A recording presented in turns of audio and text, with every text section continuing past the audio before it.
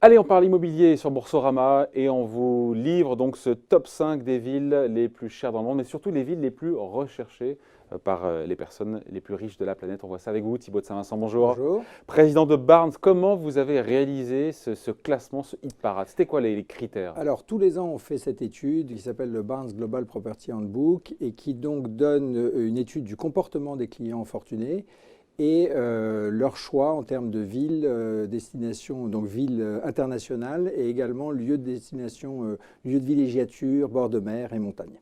Voilà. Les clients les plus fortunés, c'est quoi? C'est au-delà d'un million Alors, ce qu'on de appelle dollars les de patrimoine, c'est ça? ultra high net worth individuals, ce sont ceux qui ont des patrimoines de 30 millions et plus. Les high net worth individuals, c'est à partir de 3 millions. De Voilà. patrimoine De patrimoine financier. global. Voilà. Donc on va dire les riches pour faire simple. Et donc, alors pour le coup c'est intéressant, on va recommencer par le classement par le bas, top 5 dans la 5e position, c'est Paris. Paris, donc 5e ville, on peut dire 5e ville la plus chère du monde? Voilà, 5e ville. Non, alors pas la plus chère, hein, la plus recherchée par la clientèle fortunée. Alors qu'est-ce que vous me disiez? Quels critères? En fait, les critères sont au nombre de 3. Enfin, 3 types de critères. Les critères passion, on achète avec le cœur, on achète donc dans des endroits où il y a une culture, où il y a un patrimoine, où il y a une architecture. Ça, c'est le premier critère. Deuxième critère, le côté pratique. Donc, on achète dans des villes où il y a des transports, des moyens de transport, des bonnes universités, des bonnes écoles. Et enfin, économique, financier. On achète dans une ville où on peut développer son business et où on peut faire des plus-values, avoir des rentabilités. Donc, qui sont-ils principalement? On s'aperçoit, cette clientèle de personnes fortunées, ce sont des entrepreneurs. Donc, ils vont privilégier évidemment les villes où on peut continuer à développer ces entreprises, faire du business. Donc ça, c'est très lié. Donc, quand vous allez voir le top, effectivement, 50 de Barnes, on va retrouver finalement toutes ces villes qui conviennent aux entrepreneurs. Donc, mais malgré tout, donc 5e ville la plus recherchée du monde, Paris, qui monte dans le classement, ça monte, et surtout, encore une fois, alors, oui. Le prix au mètre carré, est-ce qu'il y a un lien entre les deux? On peut faire Non, alors c'est les villes les plus recherchées. C'est vrai que Paris a beaucoup monté ces derniers temps. En fait, Paris était en 11e position il y a 5 ans dans le classement Barnes, Barnes City Index. L'année dernière, Paris était passé en 2e position, ce qui était quand même exceptionnel, derrière New York et devant Londres. Et là, l'événement de cette année, c'est que donc Paris est toujours dans le top 5, mais en 5e position. Parce qu'on a senti, à partir du mois de novembre, octobre, un effet gilet jaune. Un effet gilet jaune. Alors, on va voir la suite. On va dire que Paris est soit confortablement installé dans le top 5, soit peut retomber à la 11e place ou à la 12e place l'année prochaine, en fonction de ce qui va se passer cette année. Ouais. Avec un prix au mètre carré, encore une fois, c'est important, en moyenne, sur les biens haut de gamme, on est quoi? On est à 15 000 € du mètre? Alors, en prix moyen, on est plutôt autour de 11 000 sur tout Paris. On a dépassé certainement les 10 000, donc on est entre 10 et 11 000. Maintenant, il y a des quartiers qui sont beaucoup plus recherchés, il y a des quartiers qui ont énormément monté. On va dire globalement, avec le rajeunissement de la population, des quartiers villages. Tous les quartiers qui plaisent sont les quartiers villages. Le 18e, le 9e, le 10e arrondissement sont aujourd'hui presque plus chers que le 16e arrondissement de Paris. Le quartier du Marais également a explosé et est devenu plus cher que le 6e arrondissement qui de tradition était toujours extrêmement élevé. Donc il y a eu comme ça dans la capitale les cartes ont été un peu rebattues pour le coup. Voilà, exactement, parce que nouveaux comportements, nouvelles tendances, on veut des quartiers vivants, on veut des quartiers où il y a effectivement une activité, des boutiques.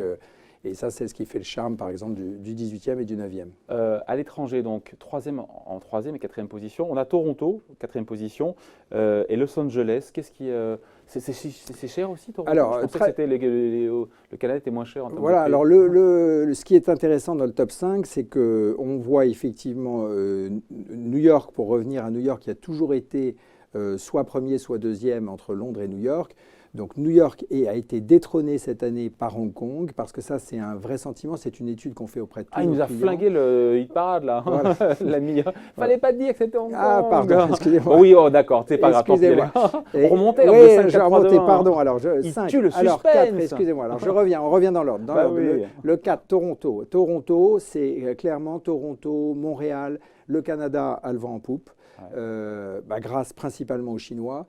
Je suis allé il y a à peu près 8 mois à Toronto. C'est impressionnant. On se croirait à New York. J'étais dans un ascenseur en sortant d'un rendez-vous. Il y avait un ascenseur important, mais il y avait à un moment, j'ai calculé au moins 10-12 nationalités différentes dans l'ascenseur. On voyait clairement une ville très cosmopolite et où ça bouge à la vitesse de New York. Donc on sent que là, Toronto mérite sa place dans le top 5 parce qu'il s'y passe énormément de choses. Avec des prix plus raisonnables. Des prix, alors des prix qui doivent être effectivement plus comparables au prix de Paris qu'au prix de New York. Donc on est effectivement pratiquement 2 fois moins cher que New York. Et par contre, sur la 3e position, Los Angeles, là, on se dit que les prix sont quand même délirants. Enfin, Los Angeles, on a l'image de Santa Monica. Alors, Los Angeles, New York et Los Angeles ont toujours été dans le top 5. Los Angeles, c'est de la ville, la 2e ville principale des États-Unis en termes d'immobilier, avec à la fois une grosse clientèle locale, mais une clientèle sud-américaine et également une clientèle chinoise et asiatique qui est importante, qui font que Los Angeles a vraiment le vent en poupe. Avec des prix, j'ai aucune idée de ça, c'est quoi les biens de luxe, les biens Alors de prestige, sur Los Angeles, qui a maintenant bien repris, on est plutôt une tendance sur des biens de qualité autour de 20 000 $ le mètre carré, donc on va dire 16-17 000 € le mètre carré. Alors avec un downtown qui autrefois était un quartier délaissé et qui depuis 3 ans est vraiment maintenant très recherché, mais où on va trouver là plutôt au prix de Paris, on va dire 10-12 000 € du mètre. Bon, New York. New York pour le coup, effectivement, 2e position. New York qui rétrograde apparemment, mais des prix en baisse. Les prix ont baissé de 8% manifestement en 2018 à New York. Alors New York, il y a eu une hausse très importante des prix à New York jusqu'à il y a 2 ans. Avec des prix qui ont finalement sont pratiquement maintenant on est à peu près 2 fois plus cher qu'à Paris. Donc on sent. On est à 20 000 €. On est à 20 000 $ le mètre carré à New York, à Manhattan. Après, ce qui a souffert particulièrement, c'est le super haut de gamme, où là, ils ont construit énormément de penthouse et de beaux appartements qui se vendent, qui démarrent à 25-30 millions $. Et là, la clientèle, à un moment, dans quel quartier ? Alors, c'est Chelsea, Upper East, le bas de Manhattan, avec là quelques records qui ont été faits récemment. Et c'est vrai que du coup, on sent un essoufflement un peu de la clientèle après toute cette période parce que le côté toujours américain, c'est quand ça fonctionne bien, on y va avec les moyens et on construit des tours. Alors ils construisent des tours, ce qui veut dire quelques milliers de logements qui arrivent sur le marché à la fois, à des prix plutôt élevés puisqu'ils sont sur le haut de gamme. Et donc il faut le temps que le marché digère, et ce qui explique qu'aujourd'hui, il y ait, on va dire, un réajustement à la baisse. Ouais. Première position, donc, attention, roulement de tambour, on ne vous a rien dit, c'est Hong Kong. Non mais Hong Kong, pourquoi cet engouement ? J'ai vu, dans votre étude, là, 30 000 € du mètre à Hong Kong. Ah oui, alors là pour le coup, c'est non seulement la ville la plus recherchée, mais c'est la ville la plus chère du monde. On est très rapidement, 30 000, c'est effectivement plus une moyenne parce qu'on est très rapidement dans les 70 000, 100 000 € du mètre. Non. Il faut savoir que pour toutes les personnes fortunées en Chine, et vous imaginez qu'il y en a quelques millions, avoir un point de chute à Hong Kong, c'est devenu… Un petit pied à terre. Voilà. Et effectivement, c'est de là qu'ils font leurs affaires parce que Hong Kong, c'est l'ouverture vers l'international. C'est juste le point d'entrée avant d'aller développer des marchés à l'international. Donc aujourd'hui, on peut considérer que toutes les grandes sociétés chinoises ont des filiales à Hong Kong ou si ce n'est le headquarter, et ont en plus des staffs importants. Donc ça explose, et ça explose pour toute l'Asie. Ouais. Bon, alors par contre, ce qui n'est pas dans le classement, et c'était une surprise, Londres, là on se dit qu'il y a un effet Brexit, Londres a disparu des écrans radars à vous écouter. Alors ça, c'est la première fois en 30 ans. Londres, il faut savoir que… Au bénéfice de Paris d'ailleurs peut-être aussi. Alors au bénéfice de Paris, et puis Londres, c'était toujours en tête. C'était, on va dire que à 2-3 exceptions près où New York avait pris la place de Londres, Londres sinon était en tête du classement. L'année dernière, Londres est passé en 3e position, et cette année, Londres sort du top 5, et ça, c'est effectivement La grande nouvelle, ça fait maintenant 3 ans que Londres, les prix baissent de l'ordre de 10% par an.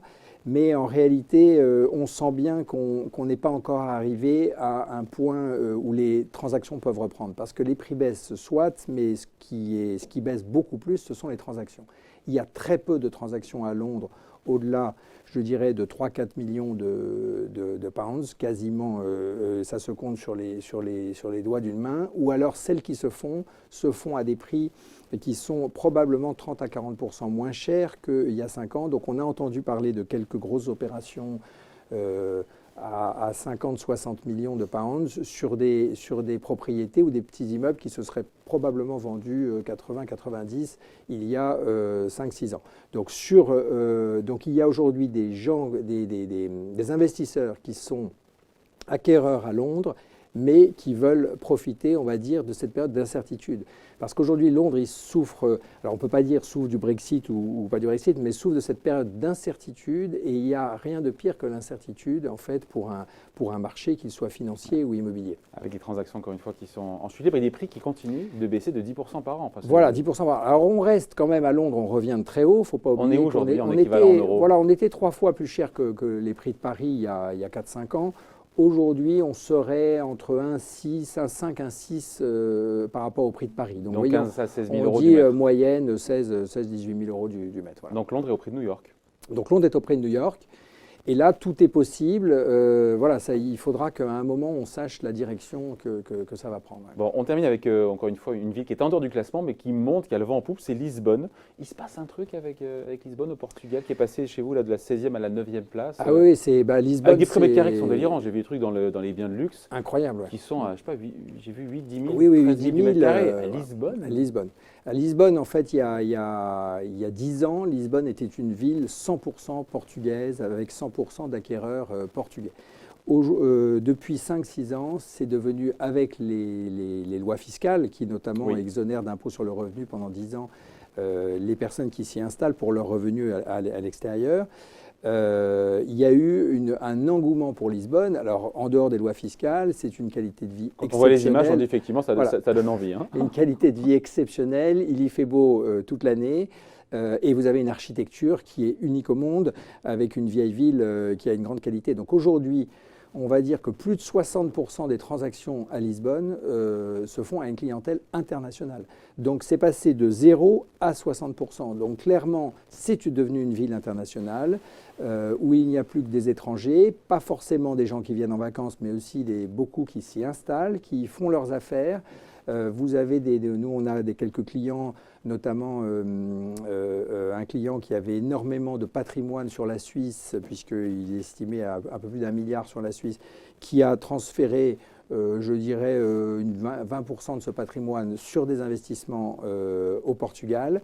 Et il n'est pas le seul. Aujourd'hui, on voit qu'il est suivi par de nombreux investisseurs. Donc le Portugal, alors avec Lisbonne, mais déjà on voit que Porto est en train de prendre la suite de Lisbonne. Après, il y a les bords de mer également, avec la région de Lisbonne, Cascais et Comporta, qui sont des régions très recherchées. Dernier point, juste les Français là-dedans, quelles que soient les villes, Hong Kong, New York, Los Angeles, les Français qui ont réussi, qui sont riches, ils sont là et on les voit de plus en plus ou ils disparaissent, ils n'arrivent pas à suivre? Alors les Français qui réussissent, on les voit beaucoup à l'international. Alors c'est vrai, moins à Los Angeles, mais New York, très clairement, il y a une très grosse communauté française. New York, Miami. Après, on les voit naturellement en Europe, donc en Suisse. On va les voir à Londres, à Bruxelles. Ils sont toujours présents, à Genève. Et clairement, il y a une très grosse communauté française à Lisbonne également.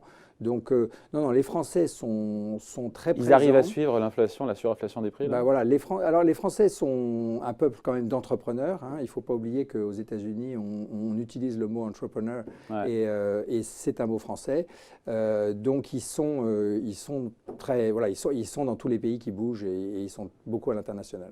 Voilà pour ce top 5 donc, des villes les plus recherchées par les riches dans le monde. Tout ça est signé Barnes, donc merci à vous. Merci. Thibaut de Saint-Vincent, le président donc, de l'agence. Merci à vous. Bye. Merci.